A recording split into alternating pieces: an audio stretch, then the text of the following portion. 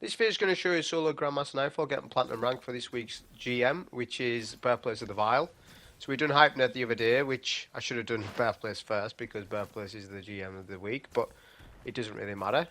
So the Birthplace run, the loadout that I chose was a Kinetic Tremors Pulse Rifle, a Solar Bow, and then the exotic rocket launcher from this season, Dragon's Breath, which I believe it shines bright when you're up against Overlord and Unstoppable champions, and that's what this one is up against, because this season's Overlord Rocket, but with how Dragon's Breath works, it also stuns Unstoppables because of ignitions and stuff like that.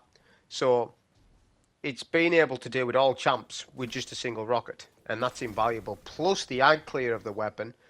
So even though exotic primaries are meta, this is also a meta, if you like, because you're giving up an exotic primary for a souped up heavy that does the job on champions.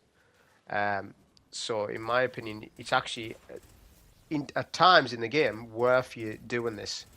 Depends on what GM you're up against, but a lot of people have done some solo runs with Dragon's Breath and proved to be decent still, despite the fact that you lose damage by not using an exotic primary. But if your legendary primaries are up to par, then this isn't too bad. For example, with the loadout you see, I've got two raid primaries, which they are raid, and I understand people solo players don't really raid, but I've already posted the Kali farm. I've already posted out to LFG farm, Last Wish. So pretty much everybody should be crafting these weapons, and they're very important weapons. So you can solo farm it, etc. So that's why I felt like it was okay to use these guns in the vid. Alternatives, if you have not got a Kinetic Tremors Pulse Rifle like Chat and Bone, then your other alternatives in the Kinetic slot are the Messenger from Trials, which I do not have with Kinetic Tremors. I don't have it because I don't play Trials. Or Battle Scar, which is a world drop, right? Gunsmith, I think. And that also gets Kinetic Tremors, which actually is really good, but it's not quite as good as Chat and Bone. Reason why Chat and Bone is the best kinetic pulse rifle in the game is because an enhanced kinetic tremors procs more frequent than standard. As for the bow replacement, then it's the Solar Vanguard bow from a couple of seasons ago that you would use with explosive or something, right? Or an incandescent bow, I guess, probably. But that will be your replacement. Just a good solar bow that you're comfortable with, whether it be explosive or incandescent, both would sort of work. But the main power from your build, I suppose, is its super and the rocket launcher. So we've dealt with the first two overloads really simple. The unstop is actually tethered at the minute. You can insta kill the unstoppable if you're quick enough. I think I was focusing a bit more of the ads and stuff. We use another Dragon's Breath shot here. You need to think of Dragon's Breath as anarchy, because that, as Destiny 2 players, that's all we really can compare it to. You can't compare it to a standard rocket. You can't. It's not like Galley. It's not like Two-Tailed Fox. It's like no other rocket in the game. You've got to consider it as a auto-loading rocket that you shouldn't be dumping all your ammo at once, and it should be used sparingly. You should be rationing it, which that's perfect because I ration my heavy quite a lot.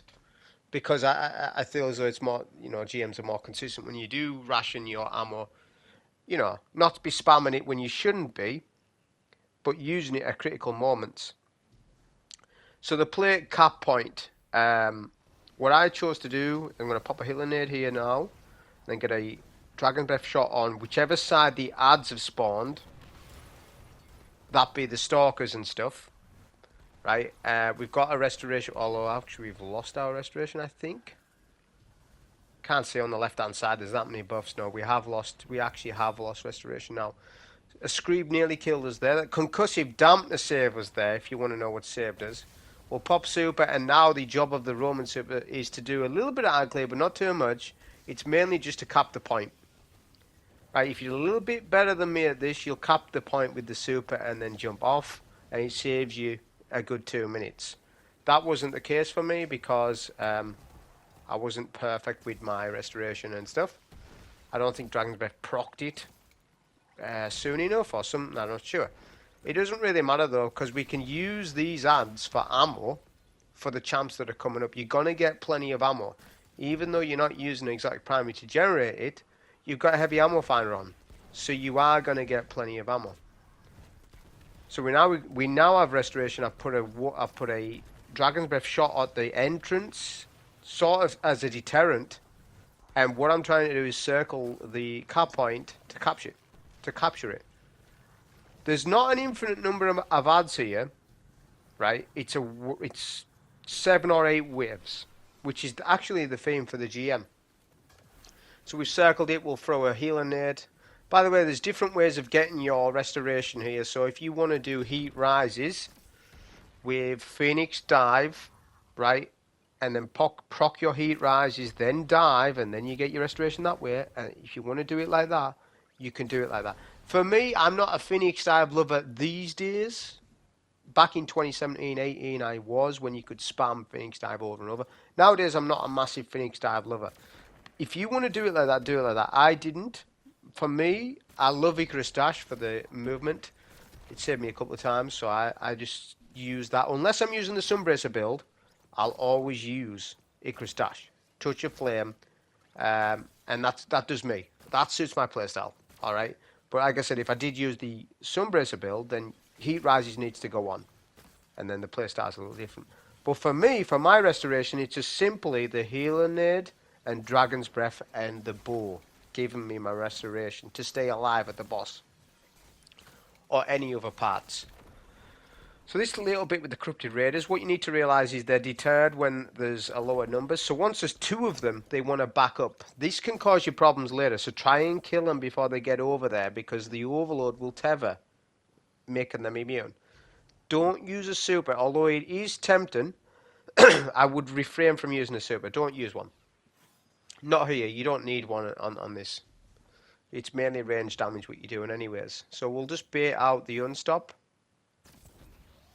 So we'll get a stop, we'll do a Celestial Fire, right, to debuff. I could have done this a little better. So the better way of doing this, which I end up doing later, as in my range strategy for Unstoppables, is shoot them first with Dragon's Breath, make sure you hit them. As the rocket hits them, whip out your bow and get the stun. You'll get more damage in that way because the rocket takes so long, like, it doesn't take that long, but it takes quite a while to get to the unstop. That way you would have to spend less heavy on each unstop that you fight from a range, which there's some later on the bridge encounter, if you know what I mean. But that's that bit dealt with. Obviously there's heavy in that room where we done the plates, so we can spam our heavy here. I don't need to save too much heavy. I've already, I've got heavy at the back. So what I do is I bait this Overload. What that does is that brings the Overload to the ledge. It allows us to isolate the Overload away from the ads. And you can just melt them. In actual fact, the Dragon's Breath is actually more potent on Overloads than it is Unstops, because Overloads take the same amount of damage, whether there's no difference in damage numbers between stuns, whereas with Unstops there is. They have a larger health pool unstunned. So they work a little different, but you can essentially just kill one Overload with one rocket and not even fire another weapon because of Overload Rocket Launcher. This won't be the case when Overload Rocket goes away, but they've put that Overload Rocket in the game this season specifically for Dragon's Breath so that they knew people would use it. And it's when we saw it initially, it looked dumb, this Overload Rocket thing, but in actual fact, it's been really good. And on Legendary Rockets as well, it's been nice using rockets to stun Overloads. Sometimes they avoid them and dodge them and stuff, but that is what it is. It's overall a decent mod, this. Especially on Dragon's Breath, with it being probably the best rocket in the game right now for stunning Overloads and stuff. Obviously, you've got the Apex Predator, which is really good as well, especially with enhanced reconstruction. But that would be what you would use if you're using Polaris or Sunshot or Taikus or Hierarchy of Needs. If you were wanting to have that sort of loadout, then you would use Apex Predator. It would be best in slot if you were to do that. But I think this loadout's better than that for most players, just because of how it is at the boss fight. We're going to put a rocket at this entrance. This will clear out a ton of enemies.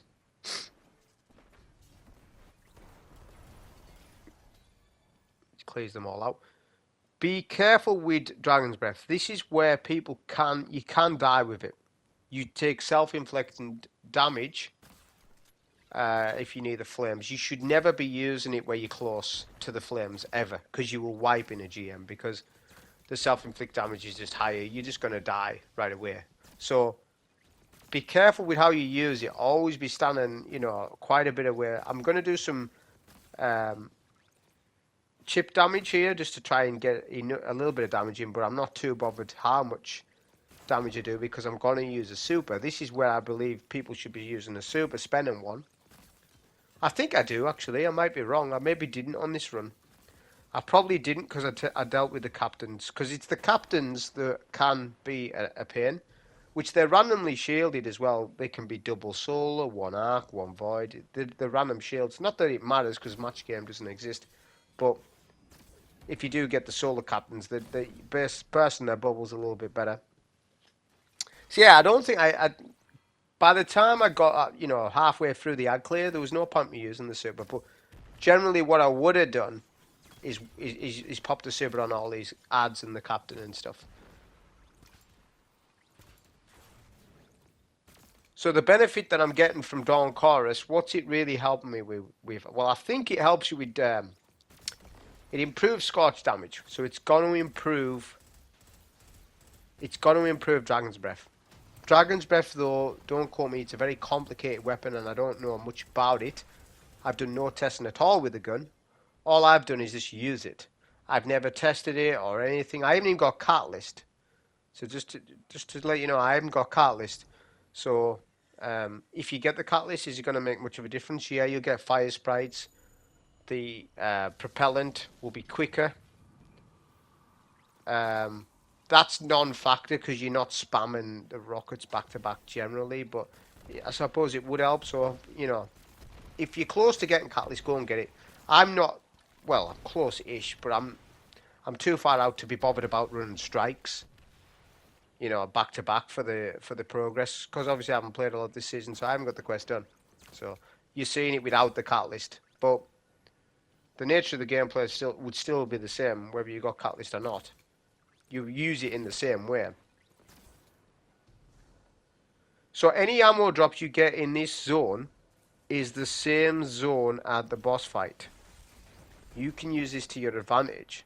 You don't need lots of heavy, getting to the boss, but at the boss fight, the more heavy that you have, the better it is. The easier it is as well. So manage your ammo, don't only use one rocket per overload, or maybe none at all if you really want to save on ammo. And then if you save on ammo now, you'll be rewarded with that later on. Your run will be slower, but the boss fight will be easier because you'll be able to spam more ammo. So I think there was a brick behind me which I've saved for later. 5 rockets is fine, that's good enough. That's 5 champ kills, which we're going to get plenty of ammo still coming up. So, because it's ad dense GM.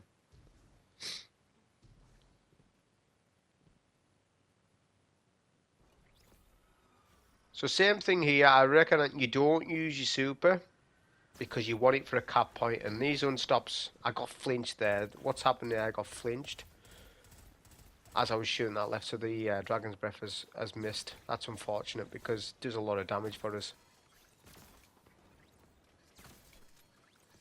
But yeah, refrain from using your super, even though your supers does massive damage. Like one Daybreak super with Dawn Chorus will kill a champ, even overloads if they're stunned.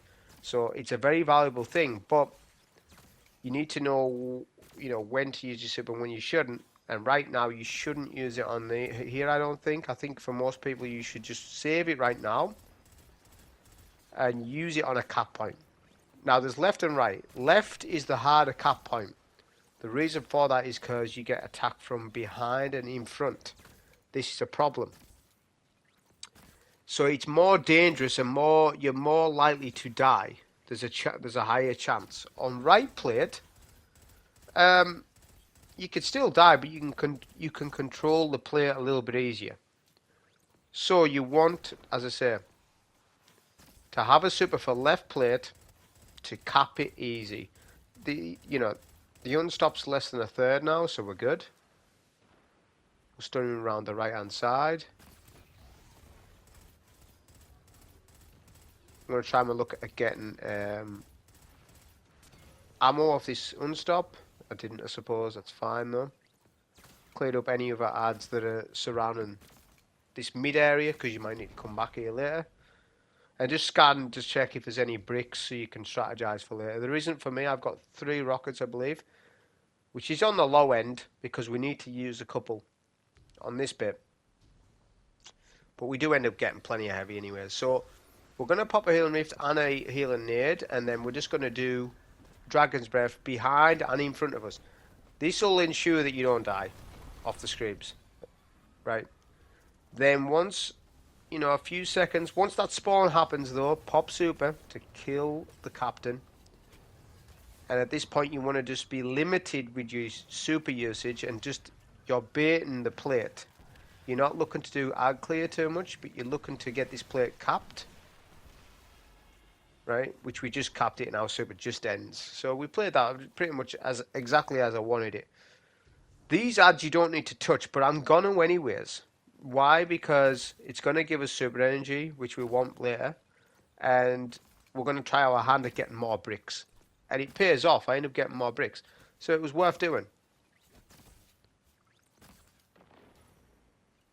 The only thing with this run is if you are going to a plate and you have 0 heavy and 0 super, the build starts to fall down a little bit. You've got nothing going for you, just a bow and a kinetic tremor pulse. So you're gonna feel weak at that stage. So you need, for these plates, at least, I think you need a little bit of heavy, super for one of the plates, and then it's not too bad to cap it.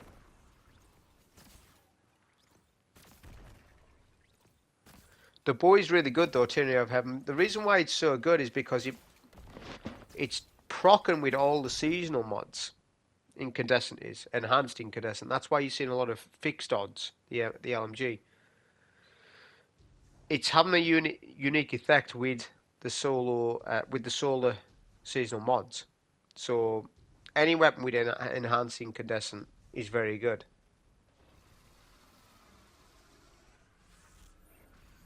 So same thing again. We're going to pop a healing rift. I'm going to try and do some zone control with Dragon's Breath, so I'll do 2 here. Try and, defend our zone. We haven't got our super quite yet. I'm going to try and get a melee off as well, and then another Dragon's Breath and try and kill this captain. Then we're going to back up a little bit. We just have our super now as well, which is good. And then we'll just use the super to finish the plate.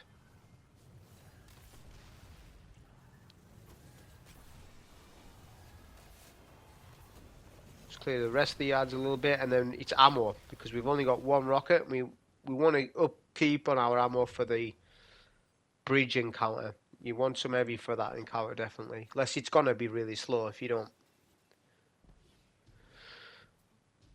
So there was some bricks over here, I remember, so I'm going to pick these up, and then we're good. Obviously make sure you got Solar Scavenger on.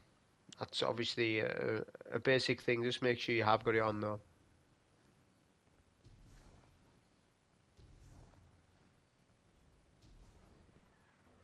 So I wasn't sure whether it's first to get a stop with the bow or the rocket. I just went with the rocket first because that'll do some good ag clear on everything. We got a stun anyways, and we're going to back up a little bit because these. What you need to realize with this GM, and it's the same as inside Terminus. It has the modifier called Empathon.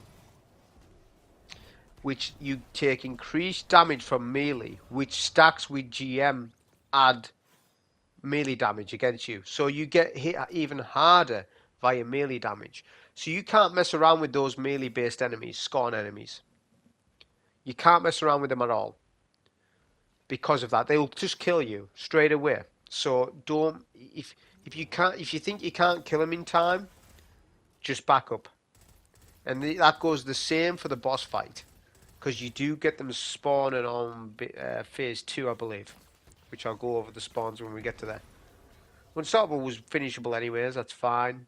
4 rockets, no heavy here, that's fine though. We'll go to the next section. So this room as well is also at the boss fight. So if you get any heavy, if you get a surplus of heavy in here, right, pick a brick up, save a brick. That's what you should be doing. The risk I see people dying here isn't the stalkers. It isn't, taking the ads with the bow and stuff. The risk is the Ravengers, the stasis melee based enemies. You see that dodge? They creep up on you. And you can clear a full side. I've had this actually happen in the past, ages ago when he first came out.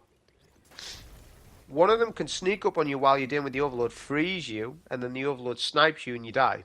So just remember there's 4 stasis Ravengers. Alright? Make sure you take them all out. Because even if you take 2 out, one of them might be on the other side of the map, but he's chasing you still. And you won't realise he's there until you start dealing with the overload. Which you cannot get frozen once you're fighting the overload, because he's a sniper. And Void frets on, I think. I went double Void resist, so... The snipe, with this overload, don't mess about with the overload. Don't just stun with the pulse. I recommend just using a rocket. I mean, we've got 6 rockets here. We'll get our initial stun before that tether goes up, because when you stun an overload, tethers disappear. Whether it be Void, Arc or Solar tethers, doesn't matter, they all disappear. Void tethers are the worst because they make themselves immune. So try and get that stun as soon as you can, then Dragon's Breath, and then they die. That's it. Pretty straightforward. This little room, I'm going to pop a healer nade, try and get some ads before they get tethered. We didn't do the best job of it though. A couple of stalkers got to where the overloads are, which that's a pain because they'll be tethered.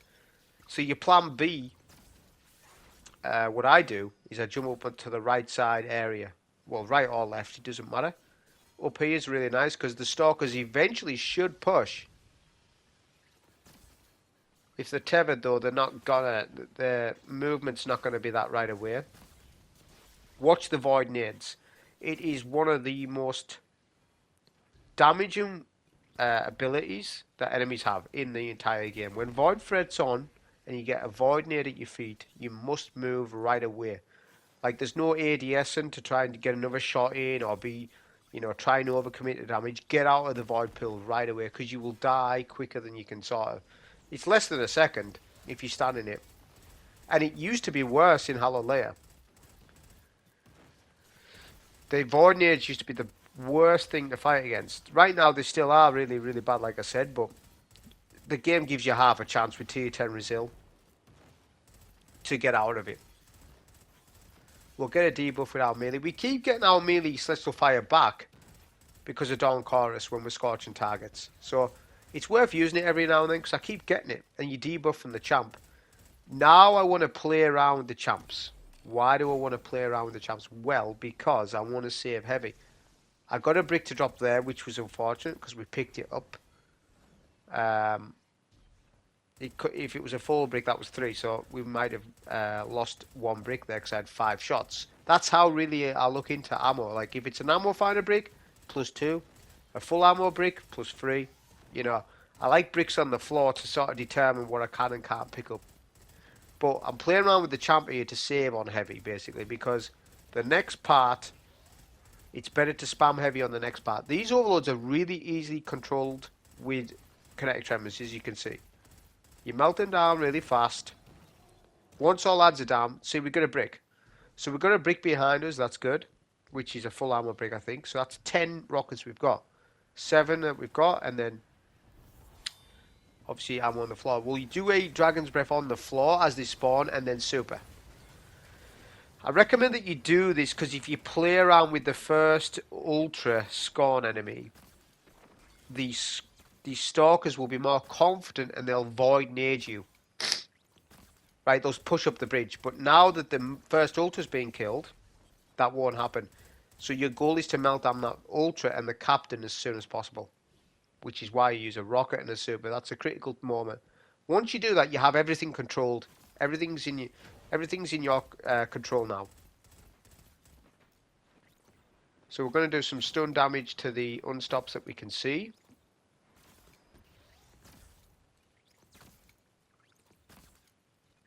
Trying to get Radiant. I should have got Radiant first before I do my rocket.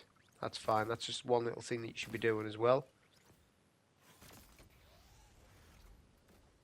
So I'm going to show you what I should be doing. I think I end up doing it on this unstop. The best way of doing it is sticking with the Dragon's Breath first, then get a stun. Right here, look. Sticking with the Dragon's Breath, get the stun, and we're Radiant, right? And then that's going to do the damage that we want it to. It means I don't have to use as many, rockets, and that one stops just about dead, basically, which is good. So that's the way you should be fighting unstoppables from a range.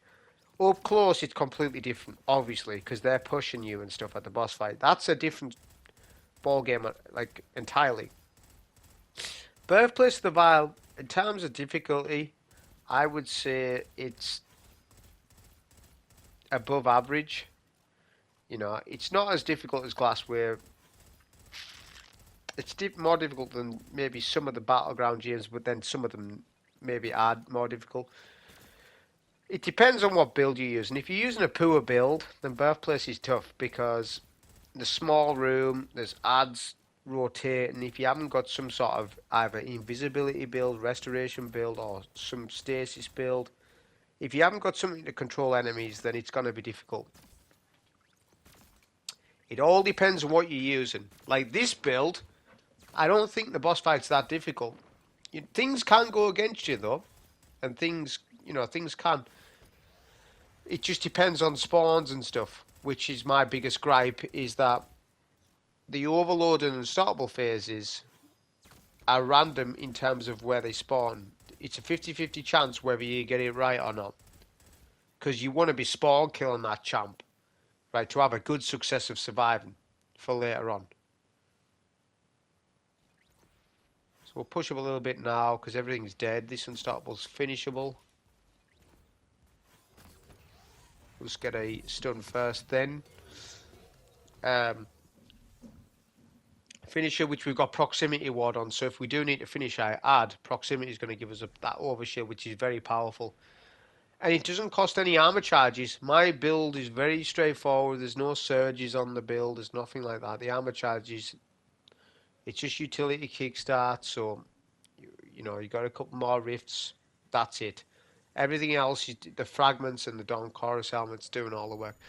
So activate, this is how we do this. Activate the room, pop a healing rift behind this pillar, heal and nade, then Dragon's Breath. Reload it yourself, I recommend, then do another. That's what I have to do anyways, because I have no catalyst. 2 rockets to confirm kill, and don't use super. Or, you could have rocketed then use super, but I think it's a little bit better how I did it.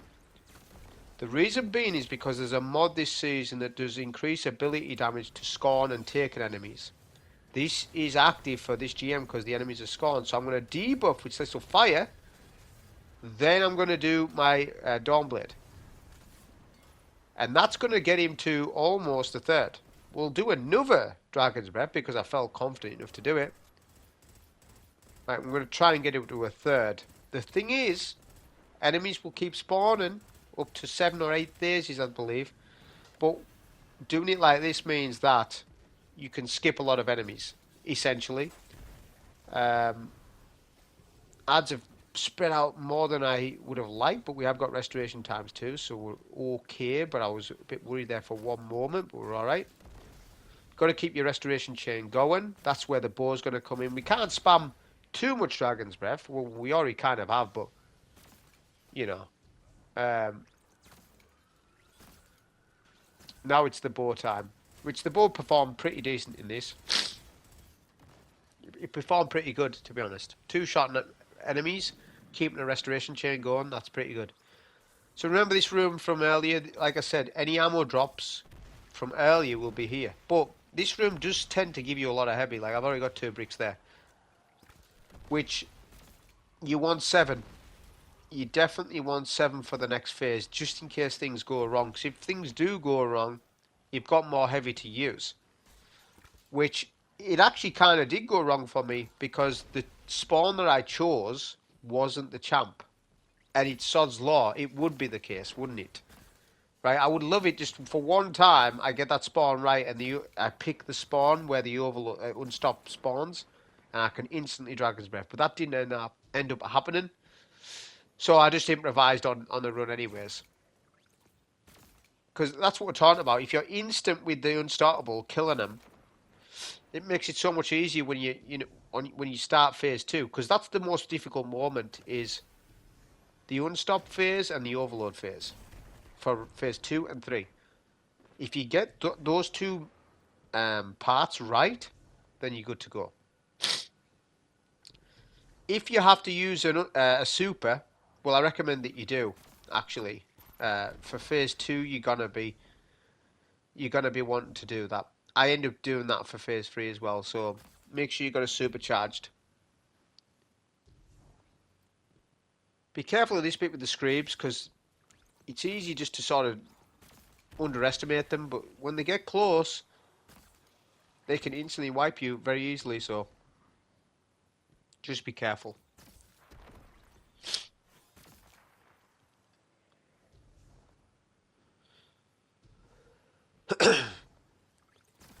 One more screeb there. Just always check the area when you start fighting this overload, because sometimes there'll be a screeb hiding and you didn't know, and then he comes to explode on you.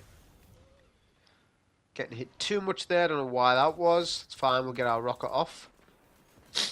Always get your initial stun first if you can. Generally, for overloads when you fight them like that. But when it's an overload and there's a pack of enemies, it is fine just hip firing the rocket into the crowd and it will stun your overload. Because that's what I had to do here. Not on this phase, sorry, it's on the next. This is unstoppable phase. Right, so make sure all your abilities are charged. Super, grenade, melee, healing, everything. And that you've got full heavy. Right, so 2 spawns. We've got bottom left and top left. We got an unfortunate spawn. So that's fine. I'm going to spam a bit of Dragon's Breath with Restoration. And I'm going to pop a super here. We get a stun from Dragon's Breath, which is fantastic. That's what I was counting on. And then we pop super, which melts, which is really good. So that encounter there that I done was against us, but we made the best of it. The only one slight criticism there for me is that I didn't get this big guy. That's fine. I'm going to use a quick rocket. That's why it's so handy having, so many rockets like that. I'm going to use another rocket on this spawn here, because you need to keep in charge of the room, in my opinion. If you're on top of your enemy spawns, you can start to then use your primary and you're good to go.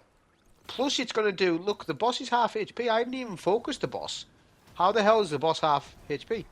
Well, because Dragon's Breath is doing not only damage to the ads, but to the boss as well. Because the boss will surround the ads. Because the boss wants to tether those enemies.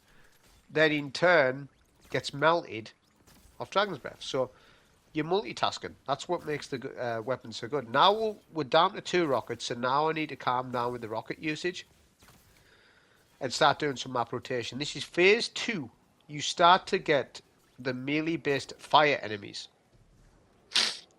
Those enemies with empath, the modifier for this GM, empath, will melt you.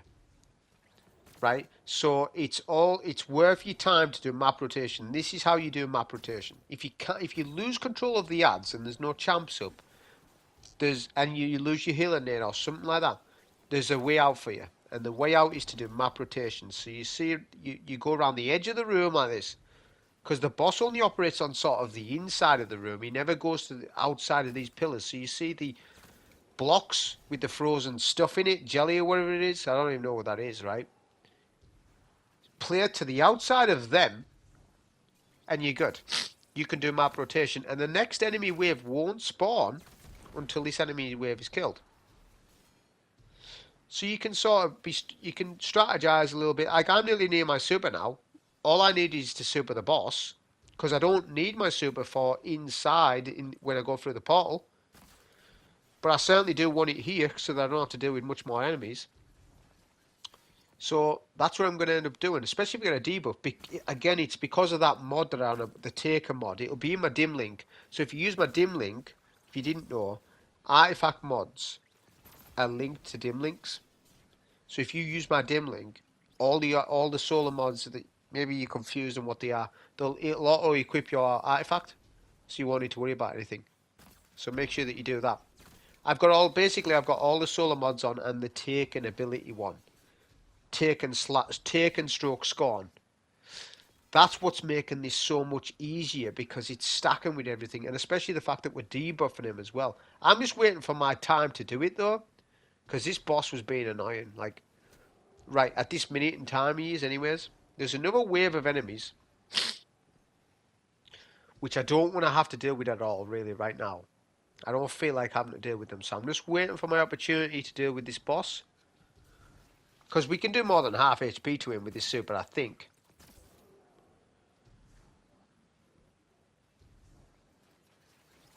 Okay, that's a good time. I think we get debuff off. We do. We're going to jump up in the air, get out of the way of that.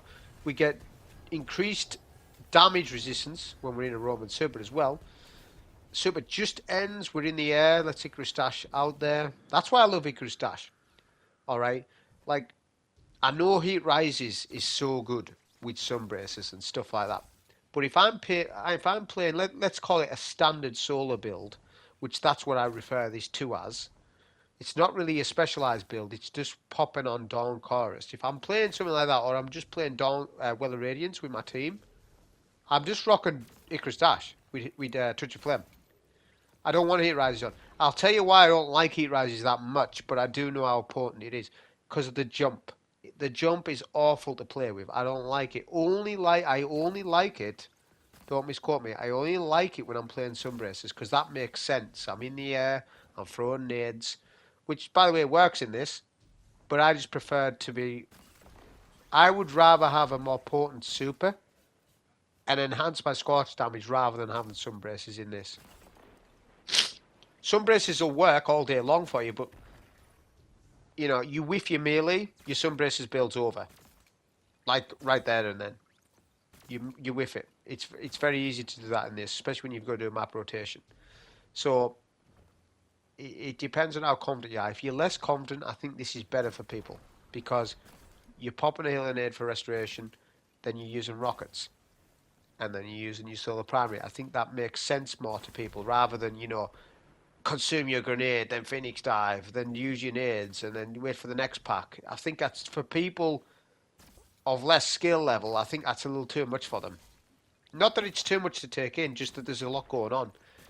You know, all it takes is for one bad enemy spawn with one bad tether off the boss for you to lose your concentration, miss your melee.